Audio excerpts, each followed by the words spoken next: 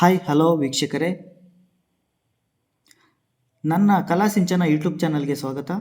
ವೀಕ್ಷಕರೇ, ನಾವು ಈ ವಿಡಿಯೋದಲ್ಲಿ ಇಲ್ಲಿ ಬರೆದಿರುವಂತಹ ವಾಕ್ಯವನ್ನು ಓದುವಂತಹ ರೀತಿಯನ್ನು ತಿಳ್ಕೊಳ್ಳೋಣ. ಅದಕ್ಕಿಂತ ಮೊದಲು ನನ್ನ ಚಾನಲನ್ನು ಇನ್ನೂ ಸಬ್ಸ್ಕ್ರೈಬ್ ಮಾಡ್ಕೊಂಡಿಲ್ಲ ಅಂದರೆ ದಯವಿಟ್ಟು ಸಬ್ಸ್ಕ್ರೈಬ್ ಮಾಡ್ಕೊಳ್ಳಿ. ನೋಡಿ, ನಿಮಗೇನಾದರೂ ಈ ವಾಕ್ಯವನ್ನು ಓದುವ ರೀತಿ ಗೊತ್ತಿದ್ದರೆ ಕಾಮೆಂಟ್ ಬಾಕ್ಸಲ್ಲಿ ಕಾಮೆಂಟ್ ಮಾಡಿ. ಸಾಮಾನ್ಯವಾಗಿ ಇದನ್ನು ಕೆಲವರು ಈ ರೀತಿ ಓದ್ತಾರೆ.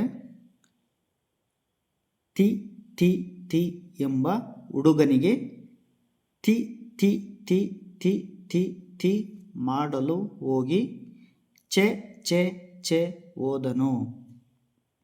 ಆದರೆ ಇದರಲ್ಲಿ ಒಂದು ಟ್ರಿಕ್ಸ್ ಇದೆ. ಏನಪ್ಪ ಅಂತಂದರೆ, ಇಲ್ಲಿ ಎಷ್ಟು ಇದೆ? 1 2 3 ಎಷ್ಟು ಇದೆ? ಮೂರ್ತಿ ಇದೆ. ಅದಕ್ಕೋಸ್ಕರ ಇದನ್ನು ನಾವೇನಂತ ಓದ್ತೀರಿ? ಮೂರ್ತಿ ಅಂತ ಓದ್ತೀರಿ. ಏನಂತ ಓದ್ತೀರಿ?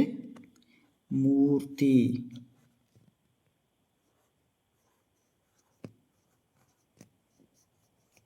ಮೂರ್ತಿ ಎಂಬ ಹುಡುಗನಿಗೆ, ಮೂರ್ತಿ ಎಂಬ ಹುಡುಗನಿಗೆ ಇಲ್ಲೆಷ್ಟಿದೆ? 1 2 3 4 5 6 ಎಷ್ಟಿದೆ? ಆರತಿ. ಏನಂತ ಓದಬೇಕಿದ್ರನ್ನ? ಆರತಿ. ಆರತಿ. ಮೂರ್ತಿ ಎಂಬ ಹುಡುಗನಿಗೆ ಆರತಿ ಮಾಡಲು ಹೋಗಿ ಇಲ್ಲೆಷ್ಟಿದೆ? 1 2 3 ಎಷ್ಟೇ ಇದೆ? ಮೂರ್ಛೆ ಇದೆ. ಮೂರ್ಛೆ. ಮೂರ್ಛೆ ಓದನು. ಮೂರ್ಛೆ ಓದನು. ಇನ್ನೊಂದ್ಸಲ ನೋಡ್ಕೊಳ್ರಿ. ಇಲ್ಲೆಷ್ಟಿದೆ? ಮೂರ್ತಿ. ಮೂರ್ತಿ ಎಂಬ ಹುಡುಗನಿಗೆ ಇಲ್ಲೆಷ್ಟಿದೆ? ಆರತಿ ಇದೆ.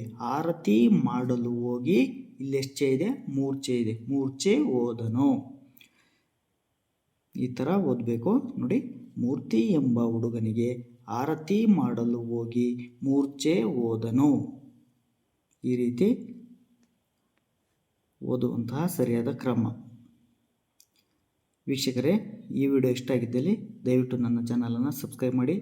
ಹಾಗೆಯೇ ಈ ವಿಡಿಯೋವನ್ನು ನಿಮ್ಮ ಸ್ನೇಹಿತರಿಗೂ ಸಹ ಶೇರ್ ಮಾಡಿ. ಹಾಗೆಯೇ ಒಂದು ಲೈಕ್ ಮಾಡಿ. Thank you.